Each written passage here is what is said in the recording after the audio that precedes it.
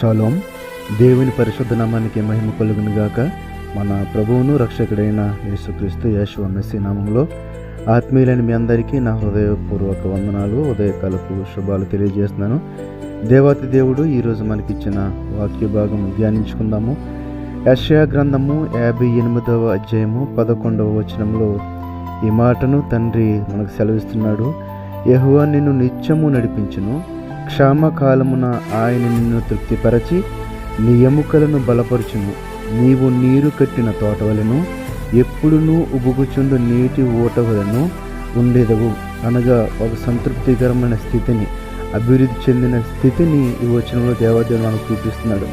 యెహోవా నిన్ను నిత్యము నడిపించును. అయితే ఈ స్థితి మనకి ఎప్పుడు కలుగుతుంది అని ఆలోచన చేస్తే గనక, ఆ పై వచనంలోకి వెళ్తే గనక నిజమైన ఉపవాసము ఎలాగ చేయాలో చూపిస్తూ, అటువంటి ఉపవాసం చేస్తే ఈ స్థితిలో మిమ్మల్ని ఉంచుతానని తండ్రి అయిన దేవుడు ఈరోజు మనకి నేర్పిస్తున్నాడు. నిజమైన ఉపవాసము చూడండి, 7వ వచనం చూడండి.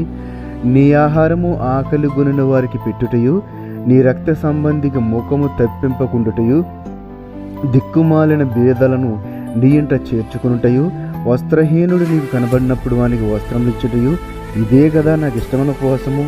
అలాగూ నీవు చేసిన ఎడల నీ వెలుగు వేకువ చుక్క వలె ఉదయించును, స్వస్థత నీకు శీఘ్రముగా లభించును, నీ నీతి నీ ముందర నడుచును, యెహోవా మహిమ నీ సైన్యపు వెనుకడి భాగము కావలు కాను అని చెబుతూ ఆ యొక్క 11వ వచనం 10వ వచనం చూడండి.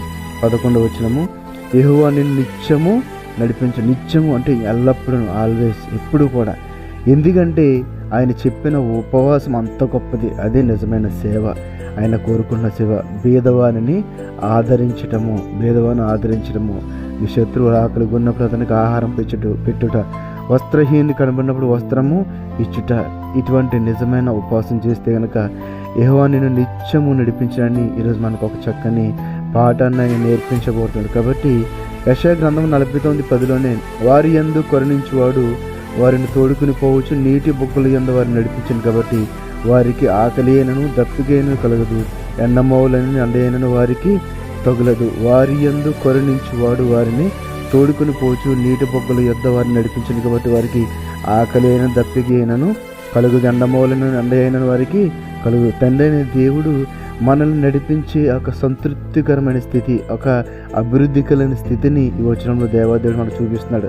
అది ఎప్పుడంటే ఆ తండ్రి అయిన దేవుడు మనకు చూపించిన నిజమైన ఆ యొక్క ఉపవాసం మనం చేసినప్పుడు, అనగా ఆయన తండ్రి చిత్తానికి మనము తలంచినప్పుడే. కాబట్టి ఆ యొక్క మహారణ్యంలో తండ్రి అయిన దేవుడు ఆ యొక్క ఇశ్రాయేలు ప్రజలను నడిపిస్తూ ఉన్నప్పుడు వారికి ఆహార విషయంలో కానీ, పానం విషయంలో కానీ, ఏ విషయంలో కూడా వాళ్ళు ఎంత ఆ యొక్క మోషేని కానీ యెహోషువని కానీ ఎంత వేధించినా, ఎంత సునుక్కున్నా కూడా తండ్రి వారిని విడిచిపెట్టలేదు. కారణం ఏంటంటే వారికి చేసిన ఆ యొక్క వాగ్దానము. ఎందుకంటే ఆయన దీర్ఘశాంతుడు కాబట్టి ఆ యొక్క ప్రజల యొక్క స్థితి, ప్రజల యొక్క బలహీనత ఆయన ఎరిగినవాడు. కాబట్టి వీళ్ళు ఇంతే అలసిపోయారు, విసిగిపోయారని చెప్పి తండ్రి అయిన దేవుడు వారి మీద ఆ యొక్క జాలిని, ఆ యొక్క ప్రేమను చూపిస్తూ వారిని అలాగే నడిపించుకుంటూ వెళ్ళాడు. కాబట్టి నా ప్రియమైన సహోదరి సహోదరులారా, మనము ఆయన చేత నిత్యము కావలించబడాలంటే, నిత్యము కూడా ఆయన చేత నడిపించబడాలంటే, ఆయన యొక్క దయలో ఉండాలంటే, ఆయన యొక్క రెక్కల నీడ మనం బ్రతకాలంటే, ఆయన చెప్పినట్లుగా ఆ నిజమైన ఉపవాసాన్ని మనం చేయగలుగుతున్నామా? బేదలను ఆదుకొనగలుగుతున్నామా? వస్త్రహీన కనుగొనడు వస్త్రం ఇవ్వగలుగుతున్నామా? ఈ లోకపు స్థితి ఏంటంటే, ఎవరైతే ధనవంతుడు ఉంటాడో, ఎవరైతే డబ్బు ఉన్నవాడు ఉంటాడో, మనిషి వాళ్ళకే విలువనిస్తాడు, కానీ బేదలు కానీ చూస్తూ ఉంటారు. ఒక తక్కువతనంలో, ఒక దేన స్థితిలోనికి వాళ్ళని ఇంకాను తీసుకెళ్తారు. కాబట్టి కానీ దేవుని యొక్క గురి ఎవరో తెలుసండి? బేదలే, అనాథలే.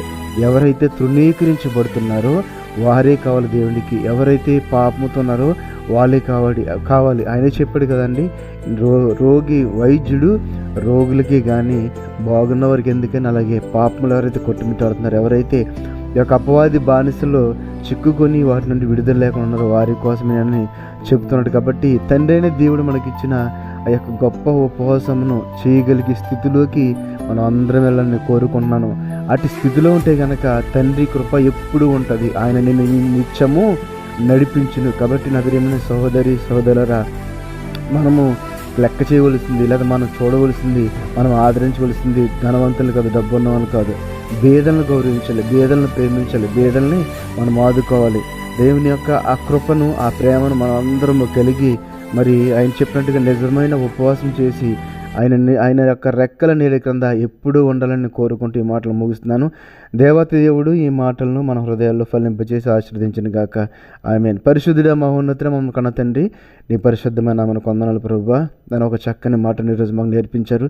నిజమైన ఉపవాసం అంటే ఏంటో తండ్రి మాకు నేర్పించారు. దానివల్ల మాకు కలిగే మేలేంటో మాకు తెలియజేశారు తండ్రి. అటువంటి నిజమైన ఉపవాసమును చేయగలిగే స్థితిలోకి నీ బిడ్డలందరినీ నడిపించమని నాయన విన్న వాక్యమును వారి యొక్క హృదయంలో రాసి తండ్రి ప్రభా, వాక్యానుసారమైన జీవితాన్ని చేసి కృపను దయచేసి నన్ను నిరాకలో ఎత్తబడే గుంపులో ఉంచమని అల్పుడు అయోగ్యుడు ఇంతవరకు ఈ వాక్యం చెప్పుడు మీరు ఇచ్చిన కృపను బట్టి, జ్ఞానం బట్టి వందనాలు, స్తోత్రాలు చెల్లించుకుని నజరేయుడైన యేషువా మెస్సీ నామములో ప్రార్థన అడిగి వేడుకొనిచున్నాం తండ్రి. ఆమేన్, ఆమేన్. షాలోమ్. అందరికీ వందనాలు. షాలోమ్. దేవుని